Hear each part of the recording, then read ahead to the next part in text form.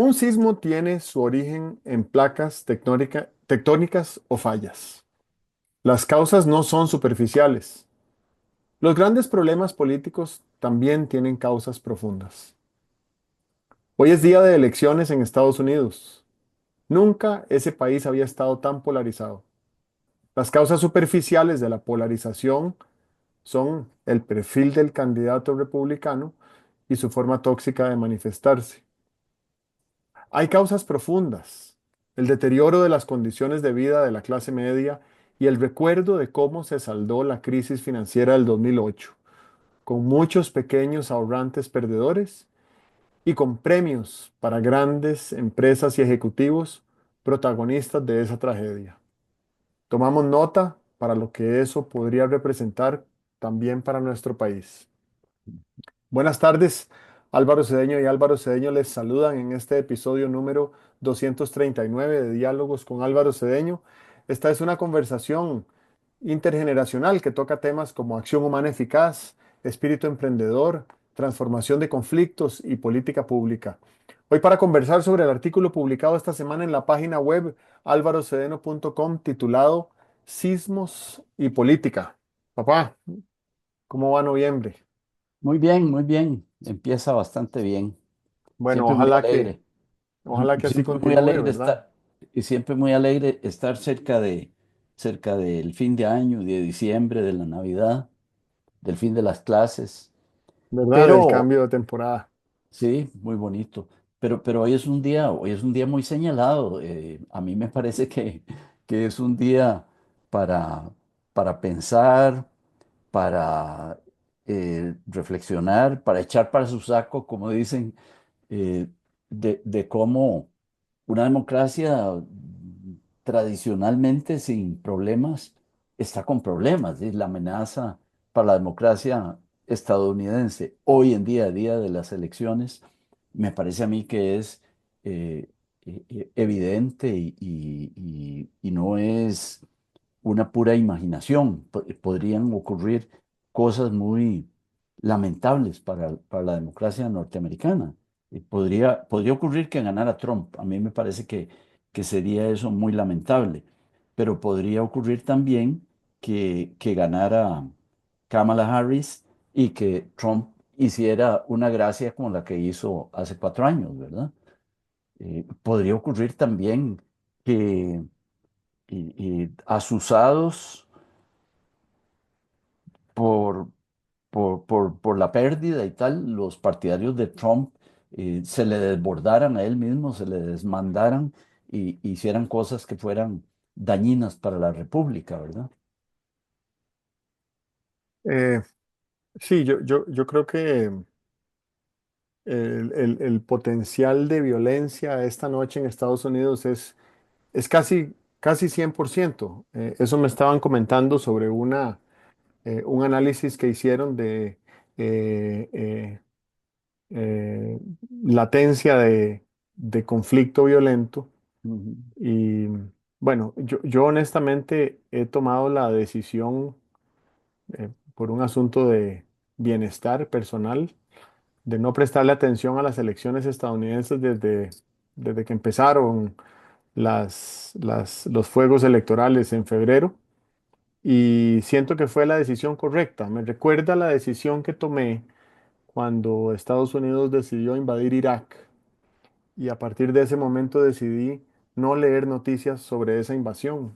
ujú, Eh, eh, Creo que evité el consumo de una voluminosa cantidad de información muy tóxica porque eh, hay, hay pedacitos de información que se almacenan en nuestra epigenética, ¿verdad? En sí, ese ujú, contorno claro.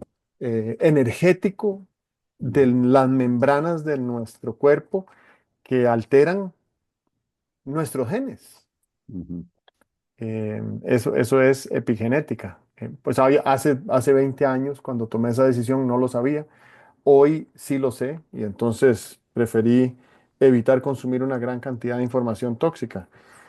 Eh, y, y así me parece que deberíamos de proceder con todo, porque degradando la democracia y lo que está degradando la república y lo que está degradando el bien común es la difuminación, bueno, producción, difuminación y consumo masivo de desinformación, ¿verdad? De información que está diseñada para, para polarizar entre quienes eh, aspiran a pegarse a la verdad y quienes no tienen ningún reparo en tragarse la píldora de cualquier conspiración que les, que les apetezca, ¿verdad?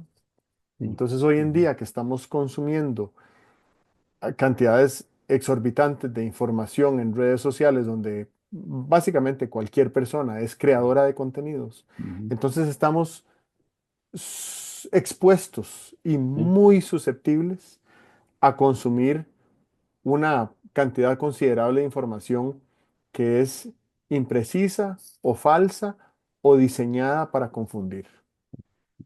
Eso por un lado. Y por otro lado, a mí me parece que la elección de hoy podría cambiar el curso de la humanidad, sí. ¿verdad? Ujú, Porque, pues, sin haber estudiado mucho de las potenciales consecuencias que se rumoran sobre una eventual victoria de Trump, eh, me parece que el gobierno estadounidense le retiraría el apoyo militar y financiero a Ucrania. ujú, Me parece que dejaría a China por la libre para retomar Taiwán, que es una misión bastante expuesta y abierta que tiene el gobierno chino. Y creo que también buscaría cómo eh, exacerbar el conflicto en el Medio Oriente en su apoyo irrestricto a Israel. Entonces, estaríamos hablando de tres frentes de guerra muy inusuales en una generación, ujú. ¿verdad? En varias generaciones de seres humanos. Y aunque uno sabe que 4 años eventualmente pasarán, eh, y que también creo que algunos de los anhelos que tenemos, quienes anhelamos la paz, no se van a cumplir en el curso de nuestras vidas, pues uno querría como que lo más pronto posible nos acercáramos lo más posible a escenarios de paz y de prosperidad, ¿verdad? Esa es mi más firme intención. Pero te pido que por favor nos hagas una introducción sobre este tema de sismos y política, porque creo que como bien lo elaboraste en el artículo, eh, tenemos que aprender en cabeza ajena aquí en Costa Rica y en muchos otros países. Así que te pido que por favor nos hagas tu introducción.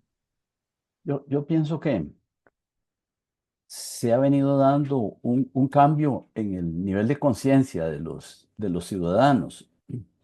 Sí, durante mucho tiempo, yo recuerdo que el- la aspiración sobria que había sobre la democracia es que la democracia pudiera producir cambios de régimen, cambios de gobernantes de manera no cruenta. Y yo recuerdo hace años que a mí me parecía que era una buena expectativa sobre la democracia, que se pudiera cambiar el gobierno de manera no cruenta. Ya eso no es una contribución civilizatoria pequeña, porque nada más hay que imaginarse si si un país tiene un mal gobierno y la única forma de cambiarlo fuera la rebelión, bueno, el costo social, humano que tiene eso es muy alto. Entonces, con que la democracia nos hiciera ese trabajo de permitir que hubiera un cambio de gobierno de manera no cruenta, ya eso sería un gran mérito de la democracia. Eso, creo yo, que era una expectativa minimalista, pero yo no me daba cuenta de que era una expectativa minimalista, porque las otras expectativas estaban cumplidas. Me parece que los procesos de desarrollo económico que ha tenido el país, de una apertura a la mejora en el bienestar de las familias, en muchos años, se daban por sentadas. Y entonces, claro, lo que le pedíamos a la democracia era que sirviera para cambiar el gobierno de manera civilizada. Pero hace ya tal vez un par de décadas que la situación económica de las familias no está mejorando.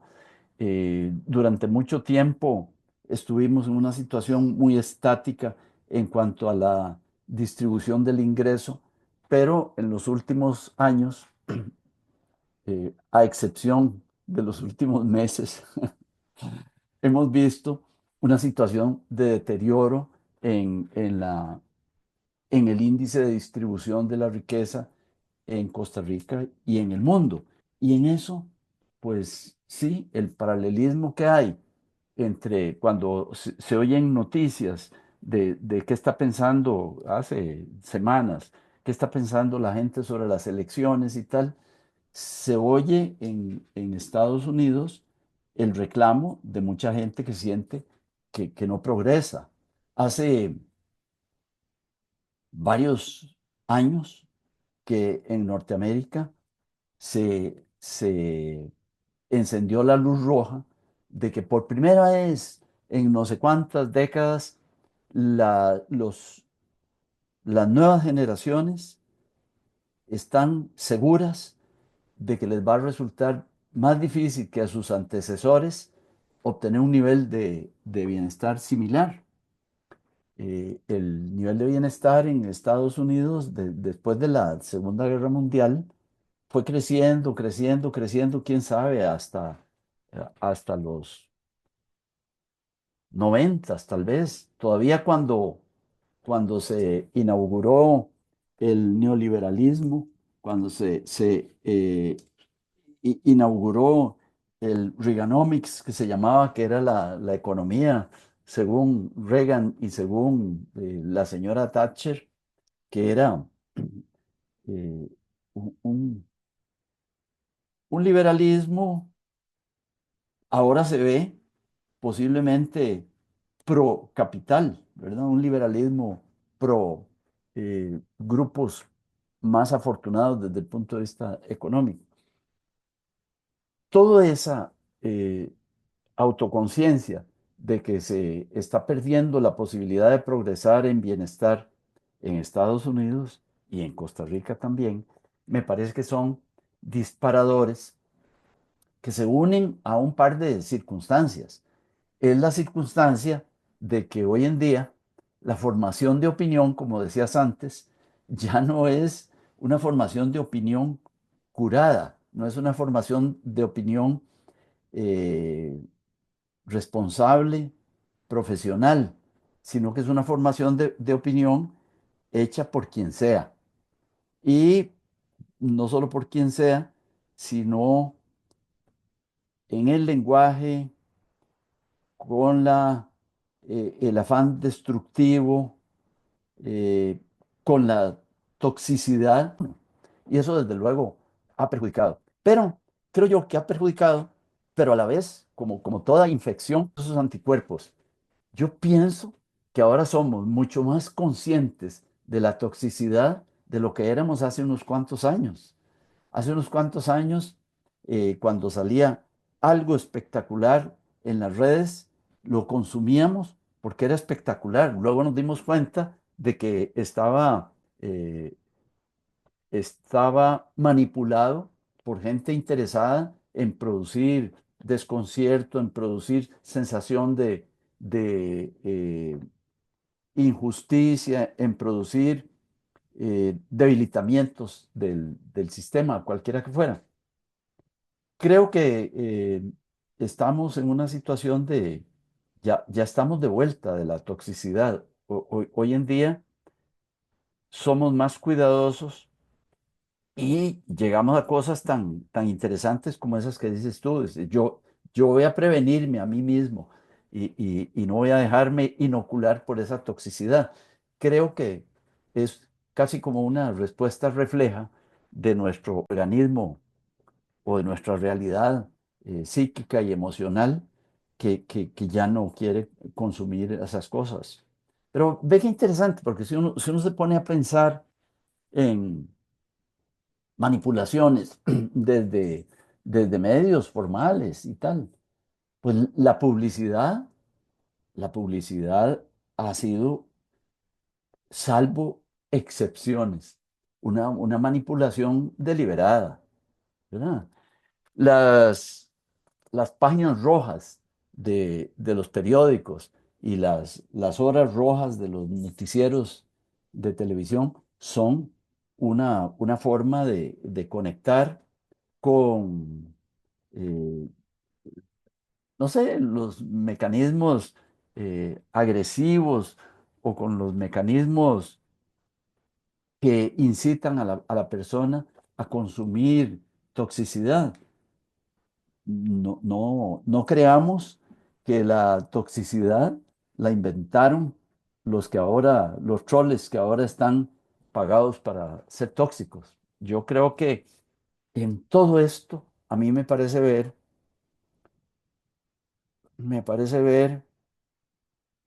una falta de cuidado de las comunidades que mantenían, por ejemplo, ante la publicidad, una doble moral, ¿verdad?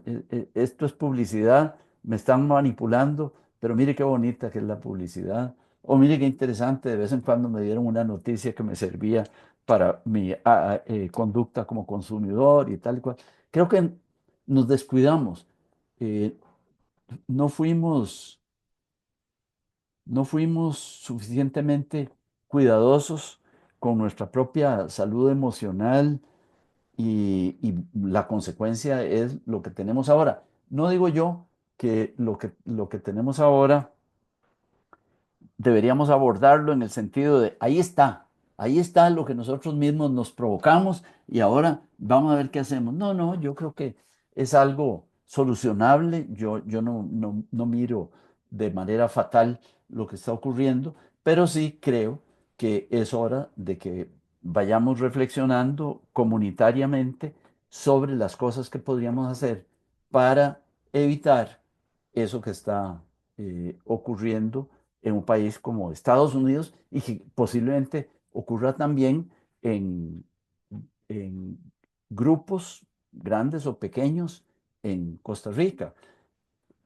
También creo que cuando uno se quita el lazo de la publicidad o de las manifestaciones tóxicas, primero se quitan el lazo grupos seleccionados de personas o que tienen más conciencia o más responsabilidad o están, eh, forman parte de comunidades donde hay más awareness, más alerta sobre eso.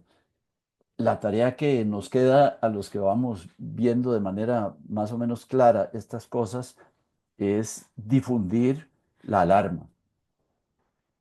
Eso sobre eh, ocurrencias subterráneas. A mí me gusta mucho la, la- la metáfora de que las cosas no ocurren con causas que estén en la superficie. Las cosas ocurren con causas que están ahí más o menos profundas. Y por eso me gusta mucho la idea de que eh, pudiéramos, así como vivimos en un país tan sísmico, y sin embargo, temblores muy fuertes no han podido causarnos grandes daños, que encontráramos la razón por la cual eso ocurre. Y la razón por la cual eso ocurre es que desde hace 50 años este país decidió, y lo había decidido unos años antes, 4 o 5 años antes, tener un buen código sísmico.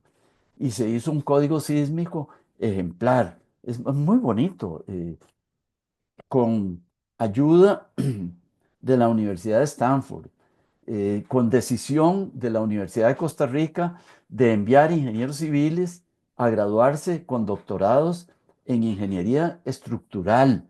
O sea, no fue que un día se dijo, hagamos un código sísmico. No, tomó tiempo, tomó intervención de la Universidad de Costa Rica, posiblemente tomó diplomacia académica, ir a tocarle la puerta a Stanford, escoger Stanford, mandar a la gente, seleccionar aquí a los ingenieros que se quería que se convirtieran en ingenieros en estructuras, ¿verdad? Y todo eso se objetivó en un código sísmico que funciona aquí desde 1974, hace 50 años, ¿verdad? Eh, yo en el artículo publicado en el blog puse ahí la referencia porque hay una nota muy bonita del Colegio Federado de Ingenieros y Arquitectos sobre la génesis y lo que significa el código sísmico. Y es algo que deberíamos reconocer. Esa, esa institución de prevención nos ha salvado de quién sabe cuántos daños eh, producidos por los sismos fuertes que hemos tenido. Y mi idea en torno al artículo, y que se llama Sismos y Política y tal y cual, y esta conversación también, es que igual que hicimos un código sísmico hace 50 años, es hora de que con seriedad, con responsabilidad, con diligencia, vayamos creando un código sísmico que impida que los sismos políticos y los sismos electorales nos produzcan daños mayores. Em, no sé si sabes, pero la magnitud del terremoto de Nicoya en 2012 fue superior a la magnitud del terremoto de Haití de 2 años atrás, Caray. Ujú. 2010. Ajá. Y en el terremoto de Nicoya no hubo fatalidades, Sí. mientras que en el terremoto de Haití murieron 250.000 personas por causa del Ay, terremoto ujú, y ujú, miles más por causa de enfermedades que surgieron después del ujú. terremoto, ¿verdad? Cólera y demás. Sí. Em, Solo para dimensionar un pequeño episodio de, de prevención de crisis y desastres que representa ese código sísmico que mencionas. Ujú, Sobre el código, sobre el código para normar la democracia, a mí me parece que tenemos un código electoral moderno, recién reformado, y sin embargo no es suficiente para contener las intenciones de quienes quieran saltárselo. ujú, ujú, Entonces, por primera vez en la historia de la democracia costarricense, creo yo, queda demostrado que el sistema normativo eh, es, es es suficiente. suficiente para gobernar las intenciones de quienes quieren jugar según las reglas, ¿verdad? Y como decíamos la semana pasada, si uno está en una mejenga de fútbol en el parque del barrio y de repente llega una persona que quiere jugar, pero quiere jugar a meter goles con la mano, y pues Ujú, uno le diría, disculpe, así no es, sí, esas no son las reglas con las que estamos jugando, ¿verdad? Lo más llamativo de todo es que en ese ejemplo que estoy dando, que lo dimos la semana pasada también, cuando uno empieza una mejenga, uno no hace un repaso de las reglas que van a gobernar la actividad. Ya ujú, son reglas entendidas. Uno sabe sí, que si viene a jugar fútbol, de eso se trata. Si llegara alguien que nunca en su vida ha jugado fútbol, yo creo que uno nada más le diría, vea, la bola solo se puede tocar con, con cualquier parte del cuerpo menos con las manos, excepto si usted es el portero. ¿Quedó claro? ujú, Sí, ok, ujú, vámonos.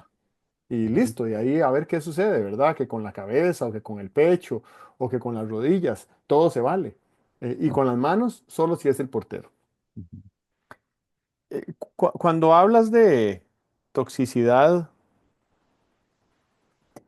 me pongo a pensar bueno, nosotros aquí somos cautelosos de no señalar industrias o negocios en específico, pero cuando hablas de toxicidad, la primera palabra que me viene a la mente son cigarrillos, ¿verdad? Y yo me pregunto, cuánta gente que trabaja en la industria de cigarrillos y que recibe un salario por ese trabajo piensa o siente que está produciendo toxicidad que daña a otros e incluso a sí mismo.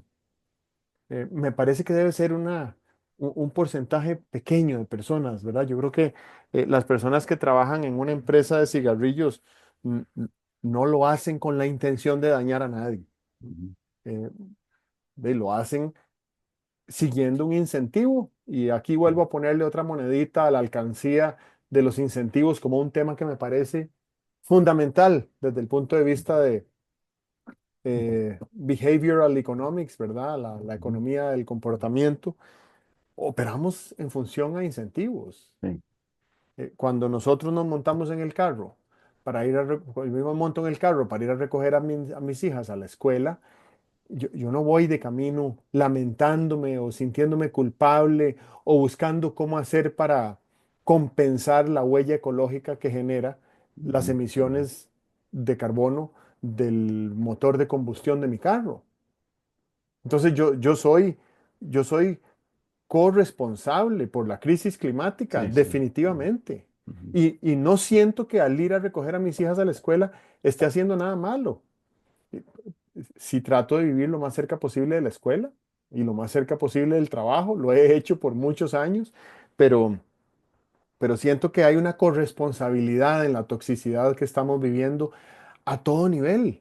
Y creo que eso se debe a que los incentivos monetarios que el sistema ha creado nos han deshumanizado. Esto no lo digo con ligereza. Recién terminé de leer un libro altísimamente recomendado de un profesor experto en biología evolutiva de la Universidad de Harvard en Estados Unidos que se llama La historia del cuerpo humano. Y este libro, pues yo diría que la conclusión más importante que me ha dejado es cómo hemos deshumanizado a nuestra especie respecto a la vida que fuimos diseñados para vivir, que era una vida de atletas, voy a decirlo así, tal vez alguien se interese con usar ese término que el autor lo usa. Éramos atletas que corríamos 20 y 30 kilómetros diarios recolectando comida y cazando. Evolucionamos de otras especies de humanos no sapiens para tener esa capacidad de desplazamiento con unas eficiencias energéticas impresionantes. Somos el único mamífero que puede correr la distancia de una maratón en clima caliente, ¿verdad? Nosotros podemos correr 40 kilómetros a mediodía en la sabana africana y la porosidad de nuestra piel nos permite mantenernos frescos, pero a cualquier otro mamífero lo pones a correr esa distancia o incluso a caminarla y se le revienta el corazón por calor. Em, entonces este libro habla de cómo hemos deshumanizado nuestra especie. Deshumanizado nuestra especie. Ahorita estoy usando anteojos. Hace 30.000 años difícilmente era necesario usar anteojos porque los músculos del ojo estaban muy entrenados para enfocar de cerca y de lejos muy frecuentemente. Hoy en día pasamos miles de horas al año enfocados en un punto muy cercano, que incluye la lectura. Nosotros no fuimos diseñados Para leer. anatómicamente para leer, ¿verdad? Fuimos diseñados para intercambiar historias de manera oral, historias, creencias, conocimientos de manera oral. Somos excelentes y mejores aún para incorporar esos conocimientos de manera vivencial. Em, Eso, y bueno, y mucho más que puedo decir sobre el libro. Quiero irme también a hacer una reflexión sobre temas de bienestar, ¿verdad? Em, una de las dimensiones del bienestar que yo valoro mucho y que creo que me acabo de referir a ella en un par de ocasiones es al bienestar ecológico. Y me parece que desde 1972, cuando por primera vez las Naciones Unidas se congregó como órgano multilateral para valorar la incuestionable evidencia científica de que nuestro comportamiento colectivo estaba generando un daño ecológico medible con herramientas científicas, desde 1972 hasta hoy, la población humana se ha triplicado y las emisiones de carbono se han cuadruplicado. ¿Verdad? Entonces, desde que sabemos que hay un problema, lo único que hemos hecho es empeorarlo. Entonces, cuando hay gente que dice, tratemos de preservar lo que tenemos para no perderlo", a mí me parece que, sin afán de ser cínicos, yo creo que ya perdimos lo que éramos hace 50 años, ¿verdad? Y el tiempo que tomaría volver en términos ecológicos a esos estándares de bienestar trascienden por mucho la vida de cualquier persona que esté en este momento viva en el planeta, mis hijas incluidas, ¿verdad? Entonces, yo siento que lo que tenemos que hacer es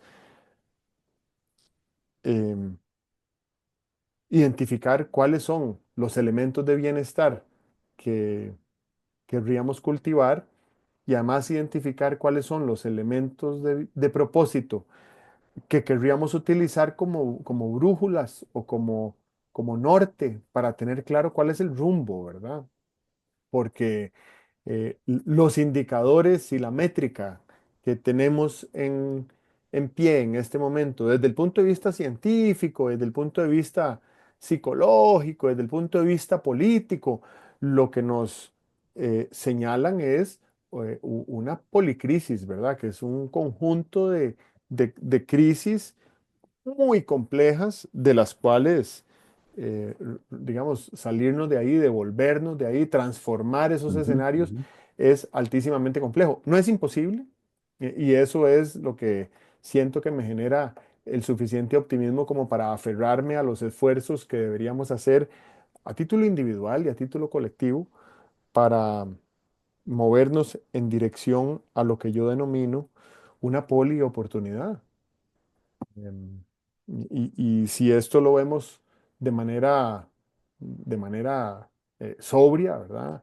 Hay muchísimas posibilidades de que dentro de 10 años estemos significativamente mejor de lo que estamos hoy, en todo aspecto, ¿verdad?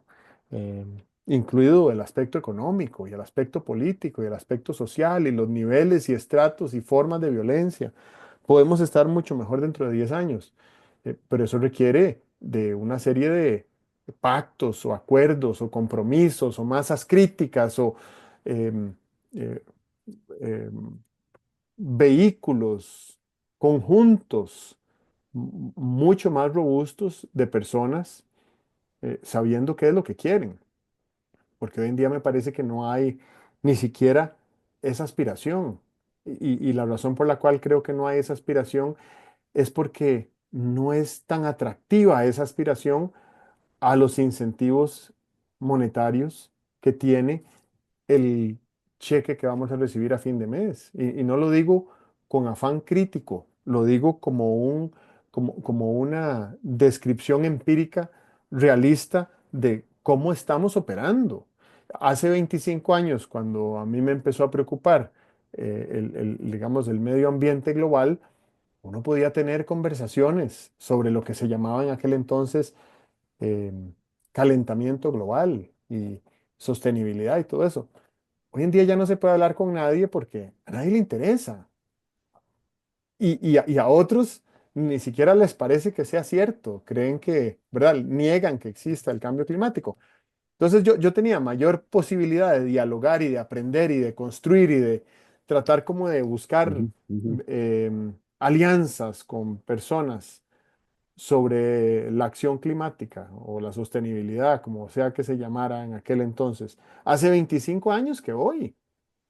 Y siento que en ese sentido hemos perdido una batalla. pero no hemos perdido la guerra, ¿verdad? Y yo siento que cada vez que hay una congregación multilateral de las Naciones Unidas para hablar sobre el tema, hay como como un optimismo resucitado de que sí se puede hacer algo al respecto, ¿verdad? La diferencia es que hace 25 años, cuando hablábamos de los peores escenarios que la ciencia dibujaba en el horizonte eran los escenarios al año 2030. Y el año 2030 es ya, ¿verdad? En materia geobioquímica, ya estamos en esos escenarios. Y de verdad que hemos llegado a esos escenarios. Dos cositas más y con esto te paso la palabra. Lo primero es que dices muy bien en el artículo y me queda la frase como algo contundente y como como una semilla fértil que me gustaría ver germinar en mí y en otros, que hay que tener presente el futuro, ¿verdad? No podemos estar simplemente viendo al paso inmediato que vamos a dar en el barrial, eh, porque no sabemos si nos estamos dirigiendo hacia un acantilado. Entonces me parece que hay que tener presente el futuro. De ahí, esa sería como ese sería como el eslogan de un movimiento global para crear mayor conciencia sobre el bienestar y el propósito. Y lo segundo es que hay una convergencia muy peculiar entre esta, este escenario de policrisis que se percibe y un despertar de conciencias individual y colectivo que también se percibe en muchos frentes y en muchos foros de personas que están despertando a una realidad diferente y a una forma diferente de vivir. No sé si es algo sesgado o subjetivo o parcializado de mi parte, pero yo lo que siento es que cada vez se puede tener más esa conversación de un despertar colectivo de conciencia de lo que se podía antes, ¿verdad? Antes uno sonaba ahí como un loquito que se leyó a Eckhart Tolle, y ahora hay más gente que lee y más gente que escribe sobre esos temas. Entonces, tal vez hay ahí un punto de inflexión a partir del cual continuaremos despertando hacia la polioportunidad. Aquí hay un llamado a modificar la actitud prevaleciente. Pienso que es un tema de actitud lo que hay en torno al cambio climático, lo que hay en torno al, a la- al deterioro democrático. Eh, Creo que en una serie de frentes vemos venir las situaciones y de alguna manera como que en vez de aceptarlas como realidades, las estamos disfrazando, las estamos minusvalorando, las estamos maquillando. Yo a veces pienso que, lo que tenemos en el mundo hoy en día es una gran falta de enfrentamiento de la realidad. La gente anda por ahí, por ahí. Yo me acuerdo haber leído en un libro de filosofía una frase que me conmovió mucho y decía el autor, dice que yo veo a la gente mirando vitrinas repletas de bienes que no necesitan y extasiados pensando en cómo hacer para obtener esos bienes. Bueno, yo siento que nosotros estamos, el tema de la felicidad es un tema del que hoy en día se habla mucho más que antes. La gente quiere felicidad, pero creo que no quiere pasar por el proceso de revisar cuál es la realidad, revisar cuáles son las cosas que nos quitan felicidad, que representan amenazas, que representan riesgos y aceptar esa realidad y empezar a tomar acción sobre ella. Es como si uno quisiera hacer una caricatura.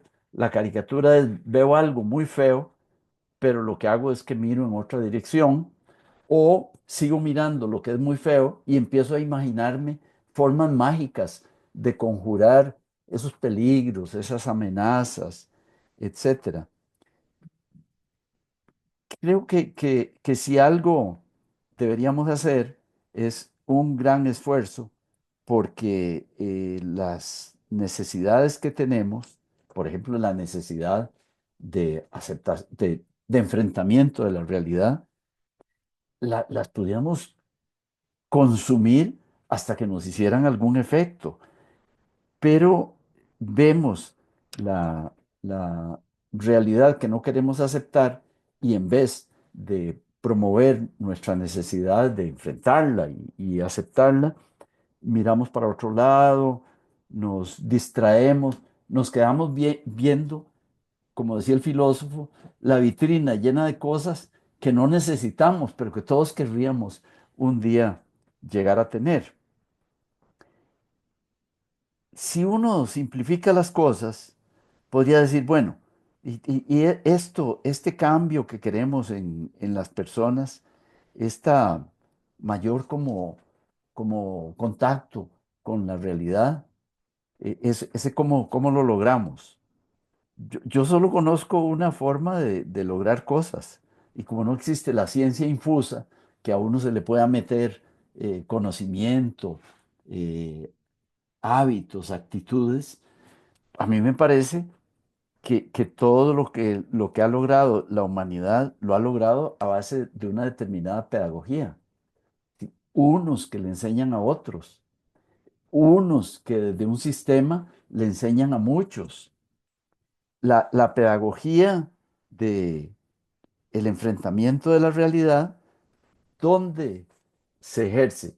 Yo realmente no la veo. Yo veo que se ejerce pedagogía de enfrentamiento de la realidad solo en muy pocos casos no sé, de, de shocks que las personas sufren y entonces su amigo o sus parientes de alguna manera lo apoyan para para que enfrente esa realidad o como parte de un sistema en lo que pudiéramos llamar la asistencia psicológica o el desarrollo o la asistencia para el desarrollo personal.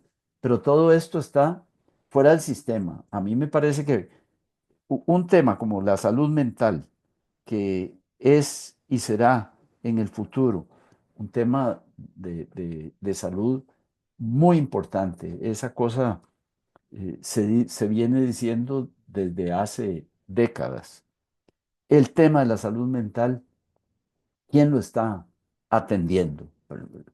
En los colegios, algunas de las cosas que se enseñan tienen la finalidad de que los chicos y chicas sean mentalmente o emocionalmente saludables, pero creo yo que el esfuerzo que estamos haciendo no es suficiente. Si pensamos en el esfuerzo que se hace para que adultos hechos y derechos se den cuenta de que la realidad está ahí y que no sirve de nada mirar en otra dirección o esperar a que alguien te resuelva el problema, que eso es parte de la salud mental. Un adulto saludable no soslaya la realidad, la enfrenta y ve qué medidas tiene que tomar ante esto. Bueno, ahí tenemos, me parece, como déficits sociales, déficits comunitarios. Una vez leí por ahí de un movimiento que había, no me acuerdo, creo que en un país asiático, para proveerle salud mental a sus habitantes. Y entonces lo que hacían era que conseguían voluntarios, personas que pudieran hacerlo porque tuvieran el tiempo o el gusto por hacerlo, que se fueran a sentar a los parques para que el que quisiera fuera a hablar con ellos. Supongo que les ponían una camiseta de un determinado color y uno decía, ese que está sentado en esa banca viene ahí a que conversemos con él. Y, y conversar ya me parece que es un acto saludable. Bueno, eh, deberíamos de alguna manera llegar a repartir esas camisetas de personas que se apunten a hablar de la realidad y a no alentar a los que están enfrentándola de manera escapista, a no alentarlos para que escaparan, sino alentarlos para que se la plantearan la realidad como problema o la realidad como desafío. Esto sería parte de eso que llamo una pedagogía que produjera una comunidad saludable, una comunidad eh, razonable, una comunidad que no saliera en carrera cada vez que ocurre una crisis y que tuviera una actitud constructiva ante las crisis que sin duda vamos a tener que ir enfrentando por las causas que sean, crisis migratorias, crisis climáticas, crisis económicas. Yo pienso que eso es parte de lo que podríamos llamar una, una práctica preventiva que es necesario hacerla. Es que me parece que en un pueblo joven como Costa Rica, nosotros no hemos tenido mucha experiencia en lidiar con situaciones comunitarias que demanden la contribución de muchos para enfrentarlas. Desde luego, Europa sí ha tenido esas situaciones, guerras, no solamente las dos guerras mundiales, sino toda la historia de guerra que Europa tiene, que provocaba migraciones y que provocaba eh, preocupaciones, eh, persecuciones, hambrunas, problemas epidemiológicos, etcétera. Nosotros afortunadamente no tenemos esa experiencia, pero ya deberíamos irnos entrenando para esas experiencias futuras con la idea de que ojalá no nos llegaran, pero que si nos llegan tendríamos recursos personales y comunitarios como para atenderlos. Muy interesante y reconfortante además, ¿verdad? El tema de la pedagogía me parece que es importantísimo porque lo hemos dicho acá varias veces, esta idea de Harari de que la humanidad ha llegado hasta donde ha llegado en relativamente poco tiempo, eh, persuadiéndonos unos a otros de, de ficciones sobre beneficios que podría haber si vamos allá al otro lado de aquella montaña. Y yo creo que el ir al otro lado de la montaña no es lo que ha producido prosperidad y bienestar, eh, es el resultado de un espíritu compartido para colaborar eh, en en la búsqueda de supervivencia como especie. Eh, la humanidad ha tenido pues miles de años en los que fue una especie altísimamente vulnerable. Y gracias a un cerebro muy desarrollado, más pequeño en tamaño que el de sus predecesores, pero muchísimo más eficiente en manejo de energía, en procesamiento de datos y en capacidad de sensar el entorno para sobrevivir. Hemos logrado crear una cantidad, bueno, no se puede ni medir, pero un bienestar nunca antes visto en la historia de la vida en el planeta Tierra, en múltiples niveles, ¿verdad? Que nosotros podamos tener esta conversación gracias a un lenguaje común que compartimos, uno solo, que es el, el cas-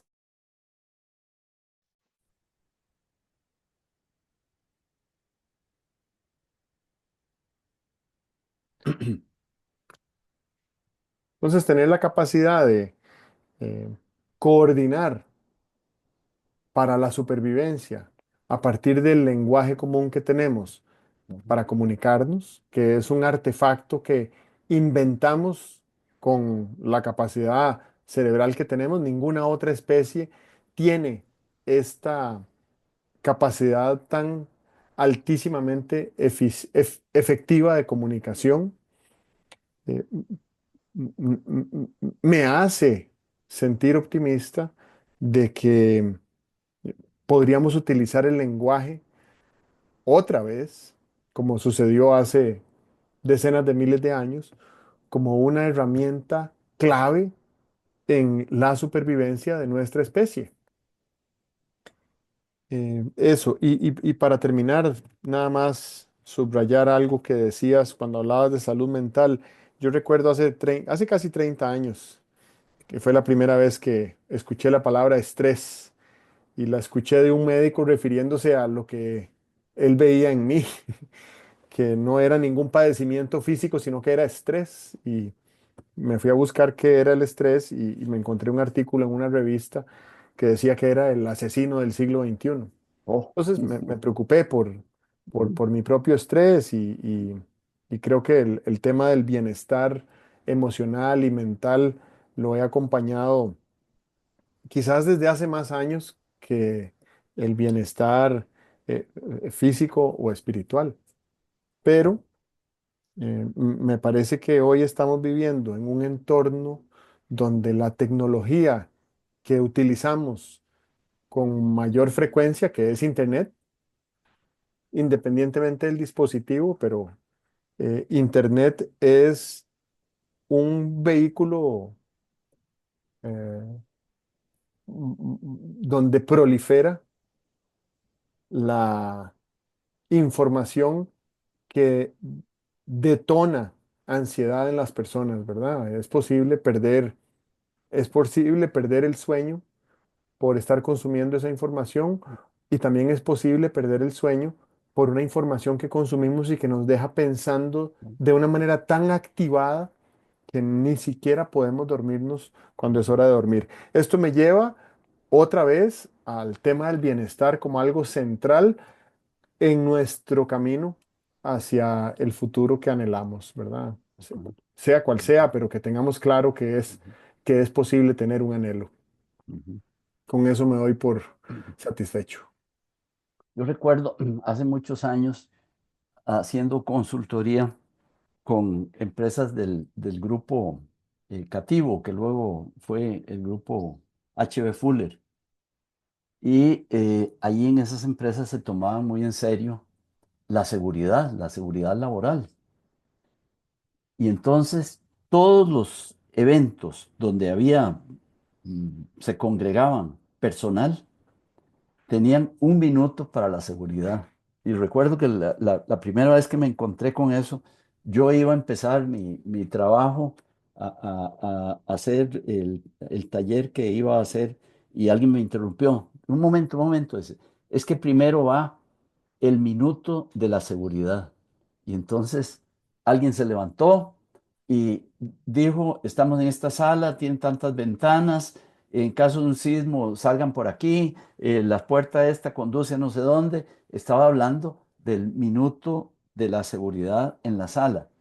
Yo pienso que en nuestras conversaciones habituales, y que ojalá tengamos muchas, y ojalá sean muy divertidas, pero que yo creo que ya deberíamos ir pudiendo decir, bueno, eh, ahora que hemos hablado de tales cosas, ¿por qué no le dedicamos un minuto a la seriedad? Entonces, que alguien hable con seriedad durante 20 segundos y los demás repliquen en 40 segundos, porque creo que nos hace falta seriedad en las conversaciones, pero no que la conversación sea 2 horas de seriedad. Empecemos por meter un minuto de seriedad en nuestros intercambios comunes y corrientes Y creo que eso le va a ir abriendo la puerta a temas, a diseños, a expectativas, a posibilidades que nos beneficiarán a todos como comunidad. Muy bien. Muchas Bueno, gracias. gracias a ti. Que estés muy bien. Nos vemos pronto. De acuerdo, muy bien. Chao. Adiós.